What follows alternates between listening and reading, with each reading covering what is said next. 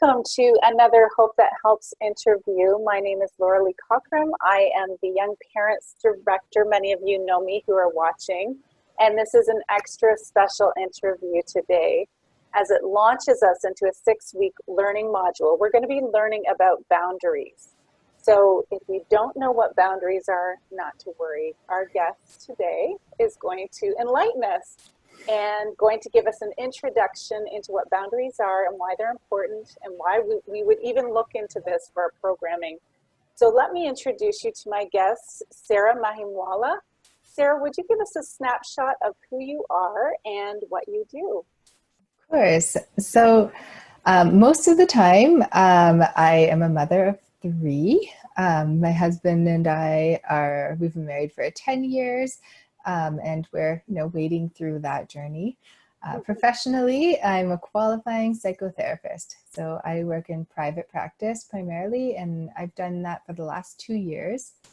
My office is located in the Jane and Finch neighborhood, and I see clients online as well from a variety of locations around Ontario.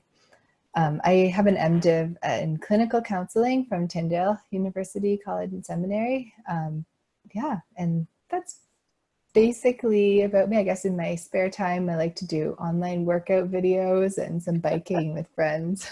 Yeah. Just before we recorded, I was hearing about that, and I want to be part of what she's doing online, but we're here talking about boundaries. So thank you, Sarah, for being here and taking the time to be with us and helping us lay the groundwork, because you have some expertise and experience in this. About what we'll be studying together for the next 6 weeks. So I'd like to start by asking, what are boundaries and why are they important? Yeah, so boundaries, I would have to say this is one thing that I discuss with almost every client that I work with. And I would say that it's based in the fact that we humans are relational, like we are made and created to be in relationship with each other. We need that to survive and definitely to thrive. Like if we want to do well, we have to be able to function with people. And so I would say that boundaries as a topic, it covers a lot. When I'm working with a client, I would start by helping them to, understand whether they have thin boundaries or rigid boundaries. And to help you understand what thin and rigid boundaries would be like, I would say, look at the 3 little pigs. I mean, everybody knows the story of the 3 little pigs. So thin walls won't keep the wolf out. However, rigid walls, a brick wall, might keep everybody out. So the goal with boundaries is to meet somewhere in the middle. And basically, when we're talking about boundaries, I would say that we're talking about what you do to either protect yourself from what other people could do to you, or to make yourself open to other people being involved in your life and, speaking into your life. Yeah. And just if we're looking at it from the angle of, a young parent, taking steps toward having healthy boundaries is a really great way to ensure a safe space for children to grow up and learn. Perfect. And that's exactly why we're here. And it helps me so much to think of, I've often thought of boundaries in terms of walls and fences, but that whole idea of the 3 little pigs shows the variety of ways that we try and build our walls and how effective they are, I guess I will say. And so what are steps? Okay, if we understand that concept, what are the steps young parents can begin to take to understand or incorporate good boundaries into their lives? Yeah, so I would say that the first step that I would always start with pretty much anybody, is to know yourself. I mean, do you journal? Do you take time to kind of reflect, or do you talk through what's happened to you with friends, if something is good or if it's bad? Do you ever ask what made a good day good, or what made a bad day bad? Like, how would you, do you have vocabulary and words to describe how you're interacting with the people around you and with what's going on with them? could you describe yourself? Could you describe to somebody with confidence, like what you like, what makes you tick, what makes you angry? Like, have you done a personality test? Or, you know, the whole point in this is, I think it's really important to get to know who you are. Because if you know what makes you happy or sad or hurt or lonely or tired, you start to know your limits. You know what pushes you in a good direction, what leads you down a dark path, you know? And as you learn what things help you to be confident and empowered, you are more able to make choices that just enable you to live with less stress and better relationships with people around you. So I would say that's the first thing, that, like, you know, just getting to know yourself is really crucial. And that knowing yourself is surprising how it doesn't always, you know, it's not always instinctive, but and it actually can seem simple. So that's interesting. Okay, knowing yourself. Yeah. And so the next thing, you know, these are just like sort of on the surface first steps that you could take. So spend some time kind of reflecting. And then the second thing would be like, who do you trust in your life? Who has been there for you? Like, who is a solid person that you feel like you can depend on, that, you know, just has your back in that sense? And start asking yourself, like, why are those relationships functional and healthy as opposed to others that are not, others that make you feel used or scared? So learning from what's already working. It could be your most solid relationship. It could be your grandmother. That's great. Start with that and say, like, why am I comfortable with grandma and not with the other people in my life, you know, like, and just asking that question. Learning from what's working is a good way to start affirming healthy things that are already in your life, because most people have someone that they can think of that just made them feel safe. And that's really key. And I'm going through the people in my head. So that's a Yeah. great one. Yeah. Yeah. And so the third thing that I would say is, do you recognize when someone else is trying to maintain boundaries? What happens when you want someone's attention and they say no to you? I mean, how do you react? Is that when you're offended and you just want to lash out at them? Or do you sort of reflect critically, like, do they have some reason that is legitimate that they are, you know, saying no to me? I mean, also, when you're upset, is it your right to vent and just lay it all on the people around you? What if there are children present and, you know, the topic isn't appropriate?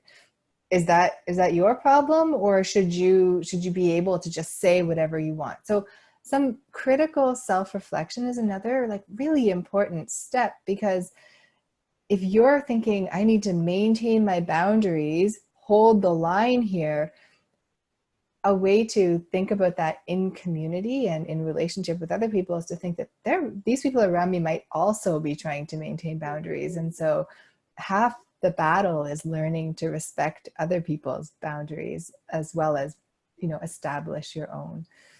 Yeah, I would think it would be interesting, the more you understand about boundaries, or you would start to see other people's boundaries more clearly. Do you think that I think the closer you are to someone, in an unhealthy relationship, the harder it is to not see somebody maintaining boundaries as rejection. So learning about it, like keeping in mind that the people around you might also be learning about boundaries, is really important. And it's also important to give those who are close to you, that you care about, grace as you establish your boundaries, so that they understand that maybe you can't always be there at the, you know, as soon as they call or something, because now you have another responsibility that you've decided is important, you know. And so helping people to understand what changes you're making in your life gently it can be a good thing to consider as well. That's so great. So just to repeat those 3 points, I'll just, not the whole thing, but knowing yourself, learning from what is working, and critical self-reflection. These are 3 key points. If someone doesn't have the first clue about how to start with that, what do you suggest, Sarah? Well, you know what? There are lots of. I think the easiest thing would be to just go online and do one of those personality tests. You know, like the Myers-Briggs personality test, MBTI. Then you do like an online thing. You start to read about your personality type, and it's like, oh, I can resonate with that. That's great. And then you get involved with other people who are learning about similar things, because kind of working with people to understand how you operate is really key. And so you guys are doing like a 6-week series on this, right? Yeah. So you will go a whole lot deeper. And I feel like that's a really great place to just start following this and doing that self-reflection through this process is just really great. Yes, thank you for that plug. I appreciate that. And even as we were talking about earlier, Sarah, that sometimes there's really tough stuff that needs to be worked out one-to-one with somebody with professional qualifications. And I would also, Sarah does counseling work, she does therapy work. And we can help you, young parents, source that out for yourself, because if there's a real need, but we would welcome you to our program to begin digging into this and what it looks like. So let me ask you if you can leave us with a word of encouragement and hope related to boundaries, just as we conclude here, Sarah. Yeah. So, I mean, this might resonate with you already, like some of the topics that we've touched on. I would say that whether you've maintained really thin boundaries, or you're feeling like you've maintained thin boundaries, and how you would know that is you just feel like people are walking over you all the time. You don't seem to be able to hold your own. Somebody asks you something, you just can't say no to them, or you're feeling like you're being used. That's an indication that, there are thin boundaries, and that is difficult to stand up for yourself, especially the more you are operating in a certain way, the harder it is to move from that. But or whether you have rigid boundaries, sometimes there are real, like, legitimate things that have caused you to build some rigid walls around you, and you needed to protect yourself from wolves, to use our earlier imagery. But it leads you to feel so isolated that people can't reach you. You're untouchable. And I would say that whatever you have gone through and wherever you're at, the most important thing is just recognizing that place, because your experiences, they can help you, because it's about understanding where you're at. And as you start to question, the way you've instinctively operated, or the way that you've needed to protect yourself, you have the opportunity to hope for a newer outcome, something different, because you're not just on autopilot anymore. You're saying, okay, this is what I've been doing. I'm not happy with it.